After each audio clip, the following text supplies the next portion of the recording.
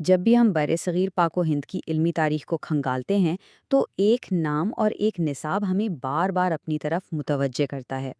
وہ نام ہے ملا نظام الدین محمد سہالوی کا، اور نصاب ہے ان کا مرتب کردہ درس نظامی۔ تو آئیے آج اس عظیم علمی ورثے کی جڑوں کو اور اس کے تاریخی سفر کو ایک غیر جانبدارانہ نظر سے دیکھتے ہیں۔ لیکن اس ساری گفتگو کا آغاز ایک بنیادی سوال سے کرتے ہیں۔ سوچئے، مغلیہ سلطنت اتنی بڑی، اتنی وسیع، آخر اس سلطنت کو چلانے والے قاضی، منتظمین اور اہل علم آتے کہاں سے تھے؟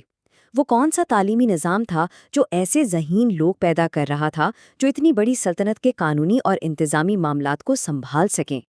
اچھا، اس پورے موضوع کو سمجھنے کے لیے ہم کچھ حصوں میں بات کریں گے۔ سب سے پہلے دیکھیں گے کہ مغل دور کا علمی ماحول کیسا تھا، پھر یہ جانیں گے کہ ایک سٹینڈرڈ نصاب کی ضرورت آخر پیش کیوں آئی۔ اس کے بعد ملا نظام الدین اور ان کے مشہور ادارے فرنگی محل کی کہانی پر بات ہوگی۔ پھر ہم درس نظامی کی اصل ساخت اور اس کے پیچھے جو فلسفہ تھا اسے سمجھیں گے، اور آخر میں دیکھیں گے کہ بر صغیر پر اس کے کیا اثرات ہوئے اور آج اس کا ورثہ کیا ہے۔ تو آئیے سب سے پہلے اس زمانے میں چلتے ہیں جس میں درس نظامی نے جنم لیا۔ مغلیہ دور صرف جنگوں اور تاج محل کی کہانی نہیں ہے، بلکہ یہ شاہی سرپرستی میں علم اور ہنر کے عروج کا ایک غیر معمولی زمانہ بھی تھا۔ یہ جو علمی سرپرستی تھی نا، یہ کوئی اتفاق نہیں تھا، بلکہ یہ ایک سوچی سمجھی شاہی پالیسی تھی۔ تاریخ کی کتابوں میں ملتا ہے کہ بابر نے تعلیم عامہ کے لیے ایک باقاعدہ محکمہ بنایا۔ اکبر نے تو نصاب میں عقلی علوم یعنی معقولات جیسے کہ ریاضی اور فلسفہ کو خاص جگہ دی۔ جہانگیر کا وہ مشہور فرمان کہ لاوارث جائیدادیں مدرسوں کی تعمیر پہ خرچ ہوں، یہ ریاست کی تعلیمی ذمہ داری کا کھلا ثبوت ہے۔ پھر شاہ جہاں نے دہلی میں دارالبقا جیسا بڑا ادارہ قائم کیا، اور اورنگزیب عالمگیر نے تو نہ صرف فنڈز بڑھائے بلکہ طلباء کے لیے وظیفوں کا ایک پورا سسٹم بنایا، جس کی تفصیلات ہمیں اس دور کی دستاویزات میں آج بھی ملتی ہیں۔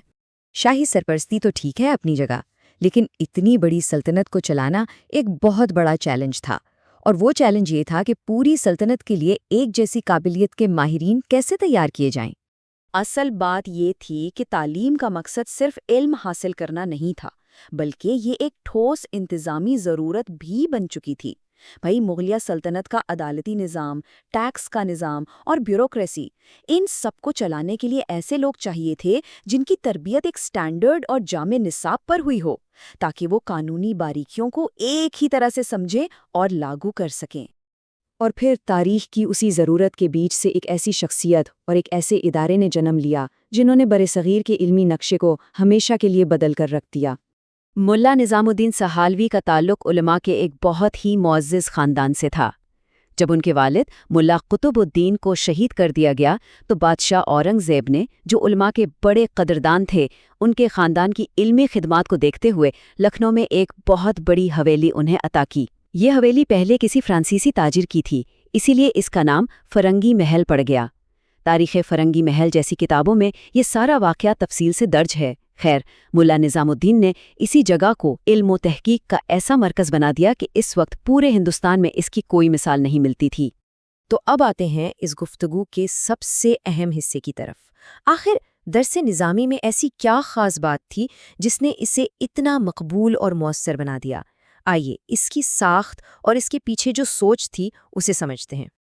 دیکھیں، درس نظامی صرف کچھ کتابوں کا مجموعہ نہیں تھا، بلکہ یہ علم کے بارے میں ایک پورا نظریہ تھا۔ اس کا بنیادی مقصد طالب علم کو صرف معلومات دینا نہیں تھا، بلکہ اس کی سوچنے سمجھنے کی صلاحیت کو اتنا تیز کرنا تھا کہ وہ خود علم تک پہنچ سکے۔ یہ دراصل علم کے اوزار یعنی منطق، فلسفہ اور زبان کے قواعد سے لیس کرنے کا ایک پروگرام تھا۔ اس ایک جملے میں سمجھیں درس نظامی کا پورا نچوڑ آ گیا ہے۔ فلسفہ یہ تھا کہ جب ایک طالب علم منطق کی سلم العلوم یا فلسفے کی شمس البازغہ جیسی مشکل کتابوں کو خود سہل کرنے کے قابل ہو جاتا ہے تو اس کا ذہن اتنا تربیت یافتہ ہو جاتا ہے کہ پھر اس کے سامنے فقہ، طب، ریاضی یا تفسیر کی کوئی بھی کتاب رکھ دیں وہ اسے سمجھ لے گا۔ یہ سوچ کو آزاد کرنے کا ایک زبردست طریقہ تھا۔ ذرا اس نصاب کے ڈھانچے پر غور کریں۔ عربی گرامر کی 12 کتابیں اور منطق و فلسفے کی 11 کتابیں، یہ تقریباً نصاب کا آدھا حصہ بنتا ہے۔ اس کے مقابلے میں تفسیر اور حدیث کی بنیادی کتابیں تو تھیں، لیکن ان کی تعداد کم تھی۔ اس سے صاف پتہ چلتا ہے کہ اصل درس نظامی کا زور علوم عالیہ یعنی اوزار کے علوم پر تھا۔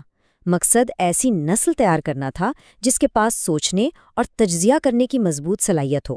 تو اس نصاب نے برصغیر کے علمی اور سماجی منظرنامے پر آخر کیا اثرات چھوڑیں؟ آئیے اب اس کے ورثے کو اور وقت کے ساتھ اس میں جو تبدیلیاں آئیں ان کو دیکھتے ہیں۔ تاریخ میں ہمیں درس نظامی کے اندر ایک بہت بڑی تبدیلی نظر آتی ہے۔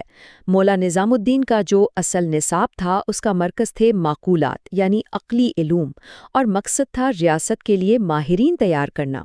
لیکن بعد کی صدیوں میں خاص طور پر شاہ ولی اللہ محدث دہلوی اور ان کے مکتبہ فکر کے اثر سے نصاب کا جھکاؤ منقولات یعنی حدیث اور تفسیر کی طرف ہو گیا۔ اس تبدیلی کا مقصد یہ تھا کہ بدلتے ہوئے سیاسی اور سماجی حالات میں دینی علوم کی بنیادوں کو اور زیادہ مضبوط کیا جائے۔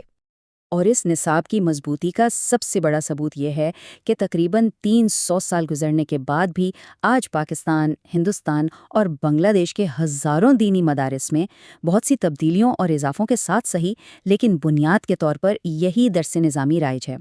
اور یہ سارا تاریخی جائزہ ہمیں آج کے دور کے ایک بہت اہم سوال پر لا کر کھڑا کرتا ہے۔